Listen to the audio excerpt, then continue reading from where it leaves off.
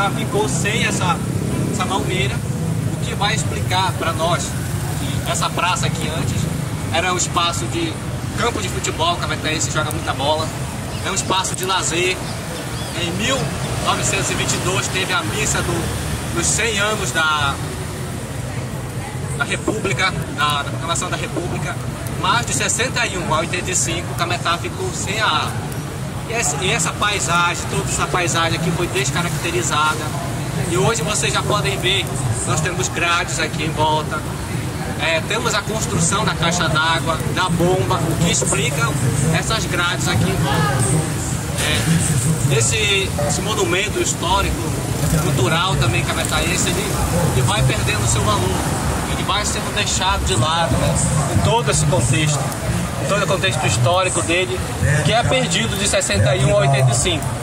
É resgatado depois, mas já não tem todo o bom tratamento que tem a figura do Padre Prudêncio, que nós veremos mais à frente na Praça dos Notáveis, com um busto que tem homenagem a ele. Bom, essa aqui é a nossa praça, Praça Padre Prudêncio, por favor, não tem contribuição que está fazendo. Essa aqui é uma outra praça, digamos assim, importante no nosso roteiro, e importante por esse aspecto histórico e pela figura, né, digamos assim, que vai ficar em relação ao Padre Prudêncio.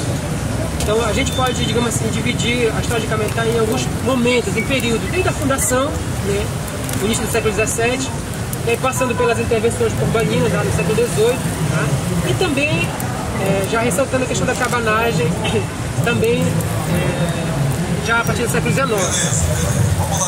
E no século XIX, especificamente, então vai ficar, digamos assim, essa marca de Cametá como uma cidade invicta, né, que resistiu à invasão dos cabanos.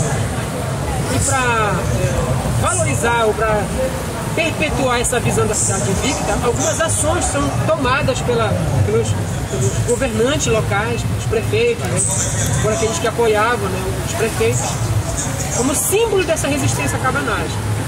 Aí um vai ser lá na Praça da Cultura, que a gente vai mostrar, que é o monumento de resistência à cabanagem, e o outro dá nome, né, às praças, justamente para essas personalidades, né, ligadas à questão do movimento em si, contrários aos cabanos.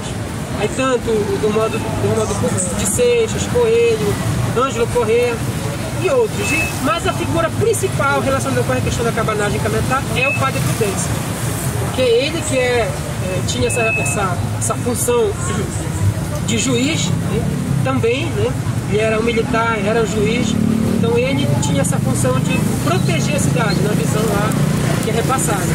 E ele então que impede, que comanda as tropas legalistas e impede justamente, ou teria impedido, né, a invasão dos cabanos em Cametá, que é o que vai estar retratado lá na Praça da Cultura, no monumento que a gente vai mostrar lá. Então, para homenagear o Padre Prudêncio, então é dado a ele o nome é essa praça, né, Praça Padre Prudêncio. E como o Giovanni destacou, a outra questão é essa malmeira, né? Então existe toda uma questão lendária sobre essa malmeira, né? Ela teria surgido de uma trincheira, né? De uma estaca da trincheira no tempo da cabanagem. Essa estaca virou então essa malmeira, ela foi destruída por um raio em 61. Houve todo um projeto para transformar em patrimônio o resto que sobrou dessa malmeira que caiu o raio, né? Tanto que existe uma instrução normativa no governo do estado, aliás, no IFAM, tá? Para tentar transformar em patrimônio, tá, o resto dessa malmeira, só que não virou, digamos assim, não foi concretizado, só ficou realmente a instrução normativa. Tá? E aí em 85, já na década de 80, então é feita essa ação de replantar essa malmeira novamente, né, como assim, a tentativa de resgatar algumas personalidades e fatos históricos. E também, na realidade, isso faz parte de um projeto maior. O replantio dessa malmeira, a construção do monumento de resistência à cabanagem, como outros monumentos e praças, fazem parte de um projeto maior, que era transformar Cametá numa cidade patrimônio. Tanto que isso vai ser, digamos assim, alcançado, que é o projeto do Gerson Peck, né? Em 1986, Cametá é declarado patrimônio nacional por decreto. Então existe um decreto federal, tá, que concede o título de cidade patrimônio a Cametá. Então, as praças, os monumentos, essa malmeira, tudo isso faz parte de um contexto maior, que era transformar Cametá numa cidade patrimônio.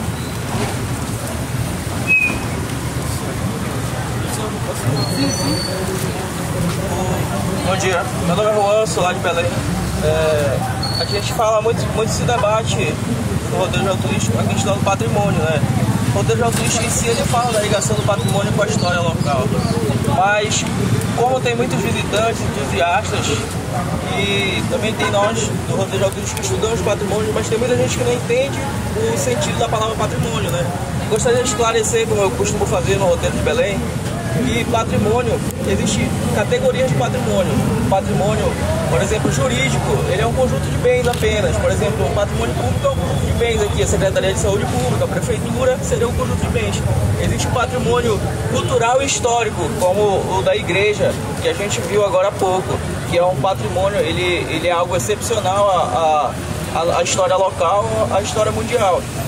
E existe também o patrimônio natural que a gente vê aqui, que é essa árvore, é uma mangueira, né? Samalmeira, de mangueira, eu fiquei estranho, não parece uma mangueira. Erro meu, tá? Uma samalmeira. Ela é um patrimônio natural que existe aqui na Amazônia, né? Só que ela é uma categoria diferente, ela não é material, ela é natural. É um debate que veio já depois, é um debate mais... porque o patrimônio natural que a gente conhece hoje é um debate mais ocidental, vindo de uma ideia mais francesa, que é quando a gente preserva um patrimônio natural desse, mas com intervenção humana. Por exemplo, a gente cercou aqui, ó, tem uma intervenção humana, tem aqui uma caixa d'água ao lado, tem intervenção humana. Existe também a visão oriental, por exemplo, o Monte Fuji lá no Japão, que ele é intocável, o homem não chega lá. Se chega, ele muda tão pouca coisa que acaba não modificando a paisagem. Aqui a gente tem esse debate aqui no Brasil a partir da ditadura militar, ali, as questões mesmo do patrimônio materiais e naturais, incluindo o patrimônio natural. Antes disso, na Semana de Arte Moderna, a gente discute sobre a identidade nossa brasileira, para tentar tirar essa independência, né, da cultura europeia, argentina, portuguesa, já que nós fomos colônia. E aí a gente tem esse debate lá do patrimônio em si, patrimônio mais material, né, e o natural ele vem ali a partir da ditadura militar aqui no Brasil, tá? Obrigado.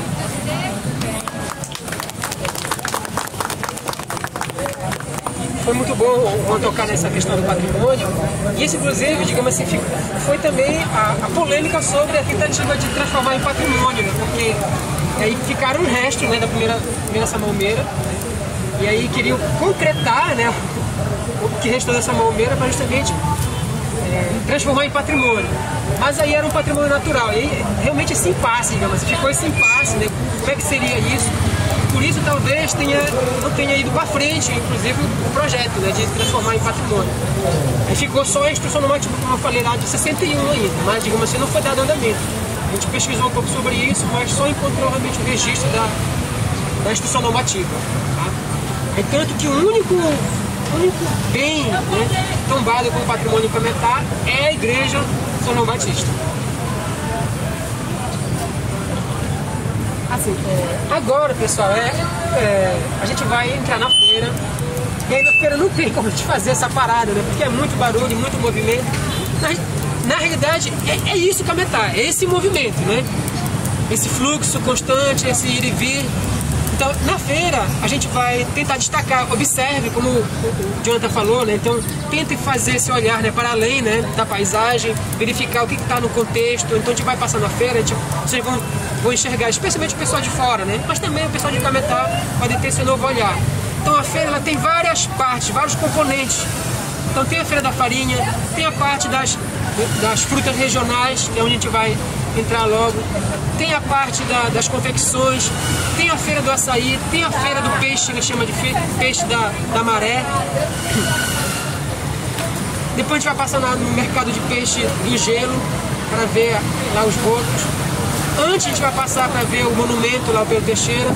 Então assim, se não der para parar lá, a gente vai só passar, tá? Então observem bem, tá? E lá na frente a gente faz as falas em relação à feira, tá bom?